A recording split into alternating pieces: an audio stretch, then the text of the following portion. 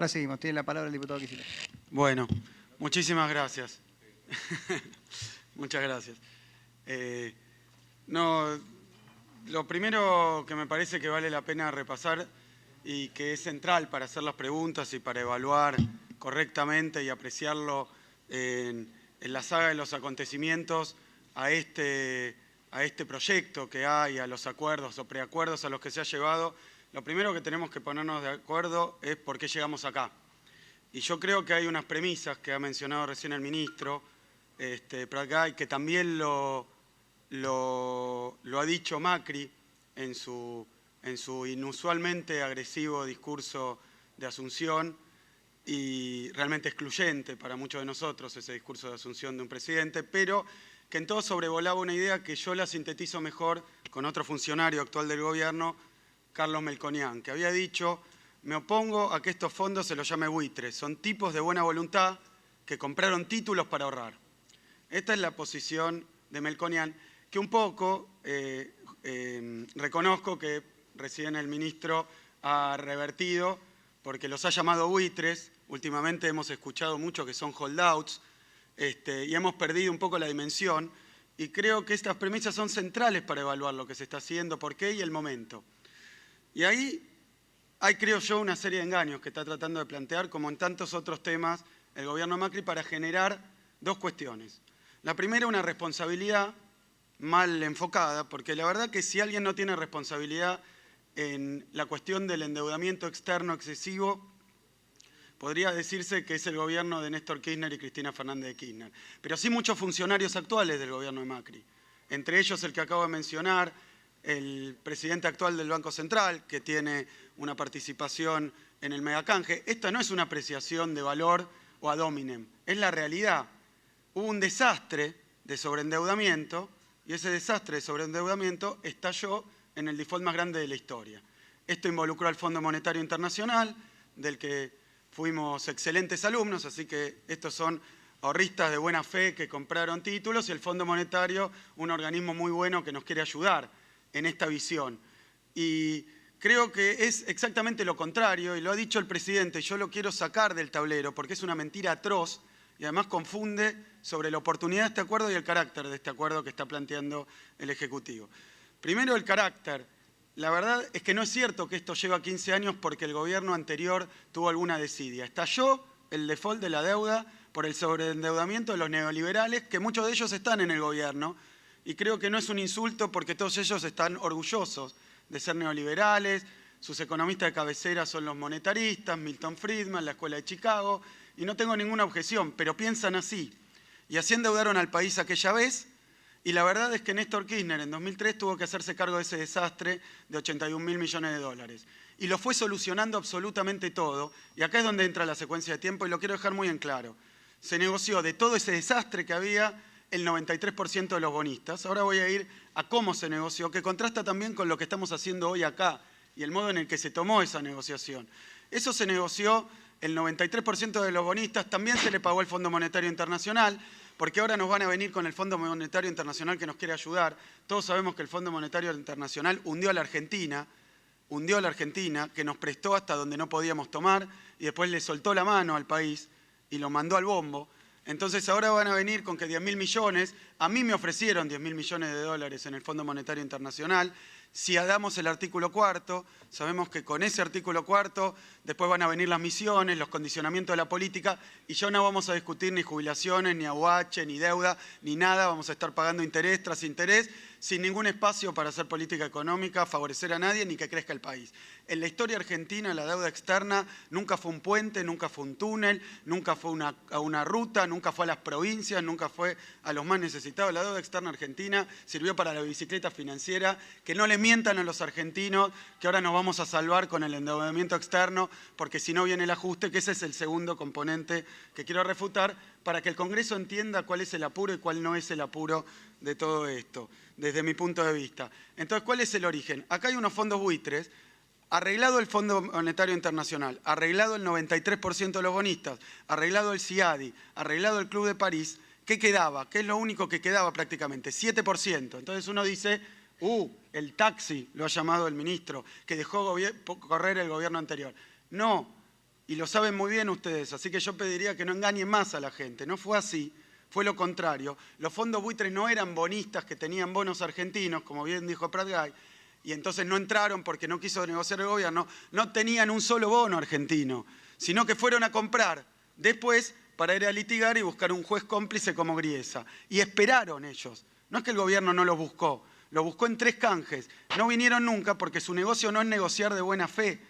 Su negocio es estafar y extorsionar a las economías como la nuestra, a las empresas norteamericanas también. Entonces de eso trabajan. ¿Qué hicieron? Esperaron, fueron con bonos comprados a precio vil. Acá no hay un solo prestamista en la Argentina, ninguno, probablemente ninguno. Puede ser los bonistas italianos, pero de eso podemos hablar largo y tendido también, y su reclamo ante el CIADI, que es puro humo. Pero bueno, ese es otro tema. Después vamos a ver lo del CIADI y otros tribunales. Pero con respecto a la cuestión de los fondos buitres, compran los bonos a precio vil, esperan, compran en 2008.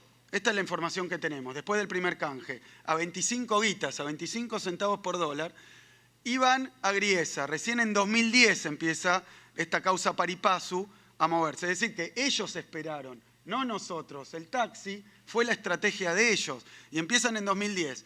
El gobierno argentino, ¿qué hace? Lo que tiene que hacer razonablemente, sostener sus principios de reestructuración que habían funcionado tan bien. Entonces, en lugar de entregarse, decir, aparecieron uno nuevo, vamos, ¿qué pediste? Pago, me lo saco encima, litigamos y litigamos y litigamos para demostrar que los culpables eran ellos, que el problema era en ellos. Llegamos hasta la última instancia, que es la Corte Suprema de Estados Unidos, y nos dio la espalda. ¿Contra la opinión de quién? De 2 premios Nobel, del Fondo Monetario Internacional, de todos los países emergentes, de todo el mundo. Es decir, que la sentencia pari passu fue un puñal por la espalda que generó un disturbio, un problema, tal como citaba Amado Boudou, en todo el sistema financiero internacional, y que todos le daban menos posibilidad de ocurrencia, mucho menos que lo que hoy tiene el problema de si el 93 viene a reclamar, que tiene algunos motivos. Estos no tenían nada, reescribieron una cláusula que está por todos lados, vinieron con eso junto con un juez y nos reclamaron una fortuna tremenda. ¿Cómo funcionó la negociación del 93%? Para que se entienda también cómo fue la exitosa reestructuración de la deuda argentina. ¿Por qué la llamo exitosa? Porque todavía se están quejando muchos de los bonistas de que Argentina sacó un buen arreglo. Busquen un solo bonista que diga: ganamos nosotros y perdió Argentina con el 93%. Ninguno. Yo leo todas las tapas de los diarios extranjeros diciendo ganó Singer. Y algo cambió en el modo de negociar. Algo cambió. Capitulamos. Nos entregamos a lo que nos pedían. Ahora voy a hacer alguna apreciación. No quiero ser con esto explosivo. Lo digo porque estuve en esa mesa y sí negociamos. Y sí negocié con el señor Newman, con el señor de Aurelius. No es eso. No es eso, ¿eh? No, que tampoco nos engañemos con eso. Entonces, mentira, no es que esperábamos, se dilató. Ellos esperaron, se apeló. Si no apelábamos teníamos serios problemas, incluso legales acá en la Argentina, porque eso no tenía posibilidad de ocurrencia, muy baja, todos los dictámenes decían, terminamos de apelar y esto estalla no hace 15 años que lo dejamos pendiente, sino porque ellos nunca iban a entrar a un canje. Porque si entraban al canje hubieran sacado los resultados de un canje. Pero esperaron la sentencia para poder extorsionar al país. Cuando la consiguen, en junio, julio, con esto de la Corte Suprema, empiezan a apretar que nos vamos al default. Esta historia es conocida, pero la borra el ministro y la borra Macri. Como diciendo, el gobierno no quiso, no. Había un quilombo así, perdónenme la palabra, de eso arreglamos todo, menos este pedacito, porque no querían arreglar. ¿Y qué querían? Esto que está pasando acá, que les pagáramos todo o todo con un descuentito. Eso es lo que querían, por eso esperaron, hasta acá nos llevaron. Pero ¿qué diferencia hay con la reestructuración de Kirchner? Que era mucho más complicada. Default más grande del mundo, 100%, ahí sí que no nos prestaba nadie. ¿Qué criterios usó el expresidente Kirchner? Bueno, 2 criterios, yo puedo nombrar los de las Naciones Unidas, porque usó esos criterios, sustentabilidad, usó el criterio de equidad, de legalidad, de razonabilidad. Pero voy a decir algo más que me parece que es más importante de todo esto, y que sí lo usó Néstor Kirchner, que es que no se desesperó y no le vendió a los argentinos que si no arreglamos esto, nos vamos al tacho. Porque si nosotros vamos a negociar con esa percepción social, estamos mintiendo por un lado, pero además vamos a negociar mal. Vamos a negociar mal. Y entonces, diputado Kicillof, le pido que dejemos las exposiciones y respetemos al... por respeto al resto de los Y entonces, diputados que están anotados, le pido por favor que formule la pregunta. Lo haré, Gracias. sin ninguna duda. Pero se ha mentido tanto sobre este tema que me permito además... Tenemos mucho tiempo para debatir en el Congreso. Ya me interrumpiste una vez. Por favor, no Axel, por favor. Necesitamos que haga la pregunta para que el resto de los diputados puedan preguntar también. Entonces, primera mentira, claro, es menos que las intervenciones de otros, así que por favor ese recurso para callarme no lo empleemos. No, diputado Kicillof, estoy tomando el tiempo de todas las intervenciones. Usted tenía el mismo tiempo que la diputada Siciliani. Bien. No hagamos ningún tipo de... No discrimen.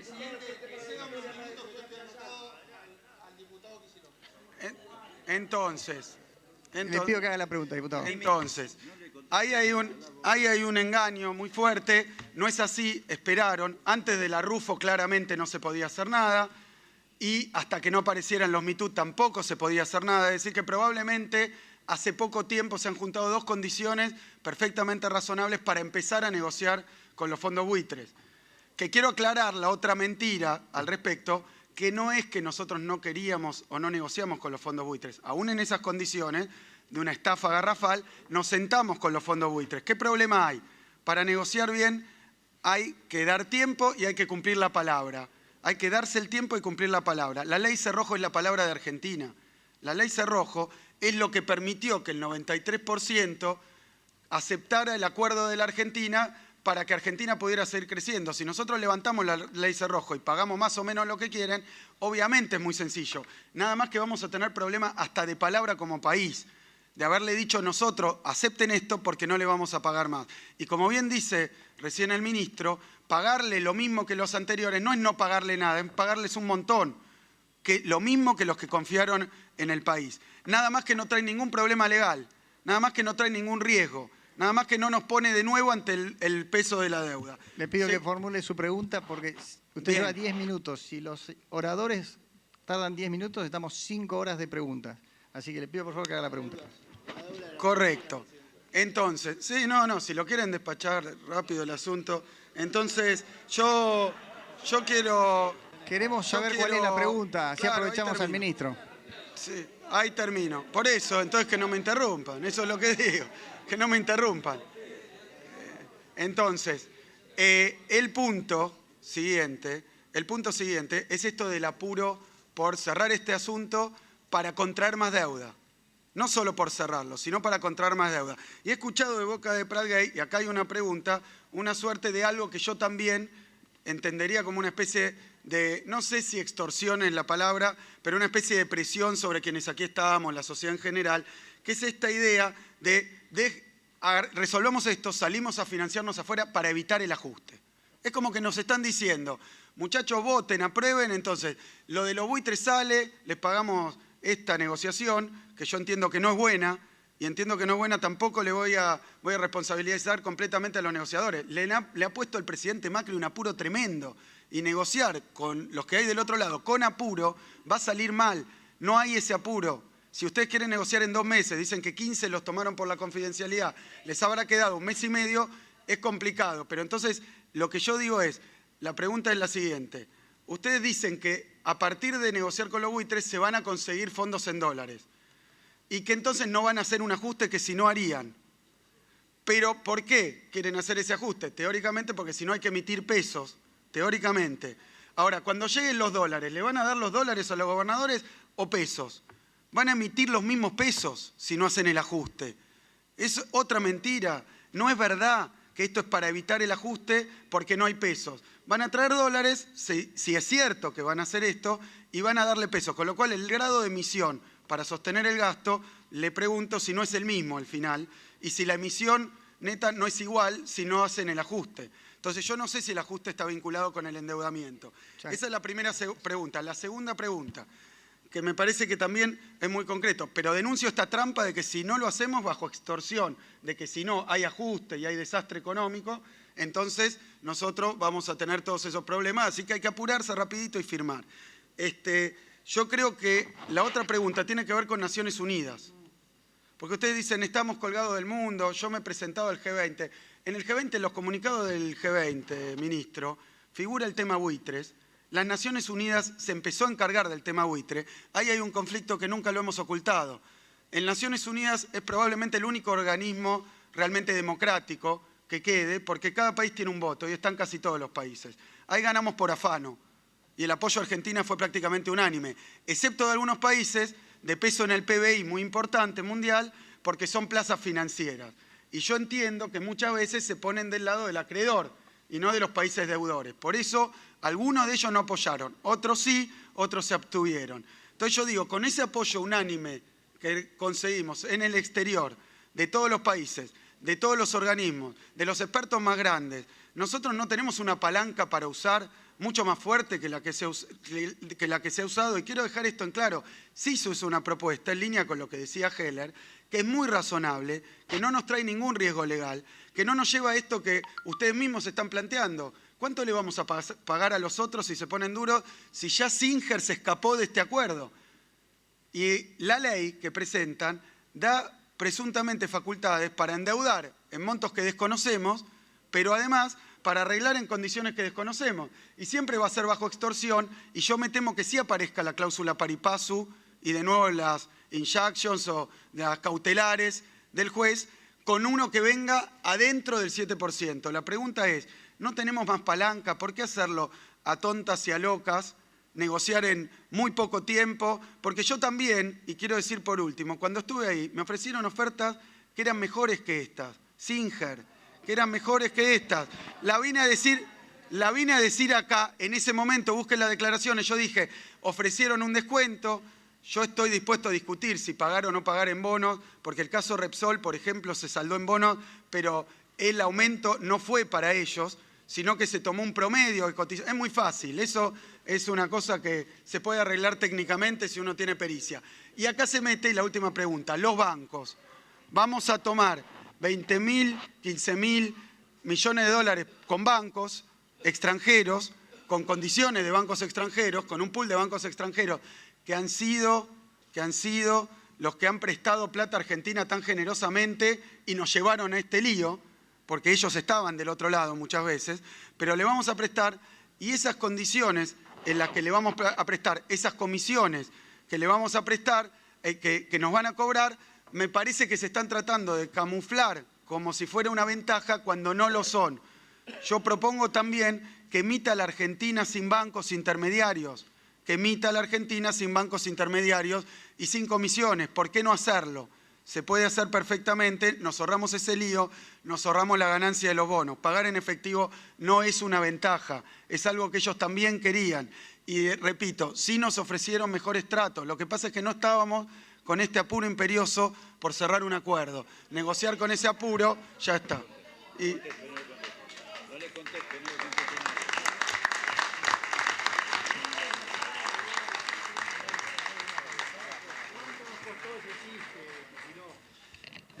Empiezo por atrás, Axel. Esos mismos bancos son los bancos que vos contrataste para la última emisión de deuda, que después generó el problema en el juzgado de Nueva York, y esos bancos se quedaron con una comisión de más del 1%. Así que diría que un poquito más de cuidado cuando te referís a alguna de estas cuestiones. Segundo, la única negociación cerrada durante tu gestión que se conozca es la negociación con el Club de París. Pagaste el 100%, Axel. Te fuiste en un avión, 48 horas, recién decías, todas tontas, a locas, apuradas, en 48 horas... Yo puedo responder, porque si me seguís saludiendo voy a responder una por una. Así diputado, que sepan que voy a responder. Diputado, sepan que voy a responder y que tengo derecho. Usted sepan preguntó, que voy a escuche la responder y que... respuesta. Estoy simplemente hablando de las cosas que vos mencionaste. Vos mencionaste el Club de París, te fuiste en un avión, 48 horas, pagaste el 100%, con todos los punitorios. Todos los punitorios, y no entró una sola inversión. El Club de París todavía nos pone la peor nota a pesar de que estamos al día con semejante acuerdo. Singer, honestamente, no sé si está festejando, pero el que todavía sigue festejando es Brufau por los bonos que recibió de Repsol. Entonces, la verdad que francamente... Y la otra negociación, que no fue de Kicillof como ministro, pero sí como viceministro, fue la del CIADI. Y en el CIADI, que no tenía tampoco, si se quiere, la sentencia firme, injunction, toda esta cuestión, fue una quita del 25%. Y como pagaron en bonos, desapareció la quita. Entonces, no nos metamos en este barro. No nos metamos en este barro porque nosotros estamos tratando de resolver una cuestión que heredamos y que lo planteamos con muchísima claridad, y lo digo con respeto, Axel, durante la campaña. Y dijimos durante la campaña que íbamos a resolver este problema. Y en la campaña pasó lo que pasó. Entonces ahora nosotros tenemos la obligación de cumplir con lo que prometimos en la campaña, como lo venimos haciendo. Lo hicimos con el cepo, que dicho sea de paso, el cepo es la consecuencia de no haber arreglado antes. El cepo fue la consecuencia de haber decidido en este uso de reservas que mencionaba el exministro, de darle prioridad al bonista extranjero por encima del laburante o la empresa argentina. 55.000 millones de dólares de pagos en efectivo al exterior. Y como fueron tantos, hubo que poner un cepo. Y como hubo cepo durante 4 años no se creció. Y a mí me alegra ver cómo ahora el exministro Kicillof parece ser que se preocupa por la inflación. La novedad es que ahora está preocupado por los dólares, los pesos que va a emitir el Banco Central para comprar dólares. Ahora, no se preocupaba por los pesos que emitía el Banco Central regalándoselos al Tesoro para provocar inflación. Ese es el ajuste que queremos evitar. No solamente el del gasto público que nos dejaron ustedes, también el de la inflación. Entonces, la verdad que si mezclamos todo, estamos en problemas. El artículo 4 del Fondo Monetario. Para no ir al artículo 4 del Fondo Monetario, decidieron pagar 100% al Club de París. Nos costó 3.600 millones de dólares evitar el artículo 4. Y el artículo 4 lo tenemos de todos modos. Lo acabamos de publicar. El Fondo Monetario nos siguió evaluando durante estos años. Hicimos lo que había que hacer, que no hacía el gobierno anterior. Publicamos los informes. Entonces, la diferencia ahora es que el artículo 4 se va a hacer igual que antes, solamente que nosotros no lo vamos a esconder. Entonces, no mezclemos todas las cosas. Acá la discusión es otra. Las preguntas realmente no sé cuáles fueron. Creo que están más o menos respondidas. Yo celebro que si la emisión, te la repito. Yo celebro que tengamos... Te digo esto, Axel, nomás. Yo estuve en ese lugar cuando vos estabas acá. Nunca pude hablar más de 2 minutos. Nunca. Entonces, tomemos también eso como un ejemplo del cambio de régimen, si se quiere. Cambio de régimen. Y te voy a escuchar todas las veces que haya que escuchar, porque me parece que esta es la manera de construir hacia adelante. La pregunta de la emisión monetaria. Sí. La emisión monetaria ya está hoy ya estaba antes con el déficit fiscal. Nosotros hemos hecho un esfuerzo muy grande para no emitir tanto. Los bonos que podamos traer y colocar en dólares, venderemos los dólares, pero después perfectamente esos dólares, si sobran pesos, se pueden absorber. Una cosa es comprar reservas. Claro, a ustedes no les hace mucha diferencia porque después se las patinaban con los acreedores externos con el verso del desendeudamiento. Pero en la práctica, el balance del Banco Central es muy diferente si estás comprando dólares que si le estás regalando al Tesoro pesos que nunca vas a cobrar. Y cierro con esto. Yo creo que Keynes jamás hubiera dejado pasar todos estos años antes de cerrar con los acreedores. En vez de autoflagelarse diciendo que nos trataban mal, hubiera negociado y hubiera cerrado antes. No al 100%, por supuesto. Bueno, hago una aclaración también con respecto a lo de la negociación, Axel, que una negociación sea lo importante en una negociación es que sea efectiva. El hecho de que haya sido rápida lo hace aún más exitosa y la razón por la que logramos hacerlo tan rápidamente fue porque logramos en esos 2 meses lo que tal vez no pudieron lograr antes en no sé cuántos años, y es que tanto el mediador como el juez entendieran que la posición argentina era la correcta. Entonces, cuando los propios holdouts o buitres se dieron cuenta que tanto el mediador como el juez ahora estaban de nuestra parte, bajaron sus pretensiones de 100 más gastos al nivel que están viendo allí. Entonces, decir que en 2 meses, cuando de vuelta el mercado mismo planteaba que la solución iba a venir en el segundo semestre del año, probablemente a fin de año, y con una quita del 15%. Vamos a lograr una quita del 38% en 2 meses. Digamos, creo que llamar eso negociar a las apuradas me parece un poco raro.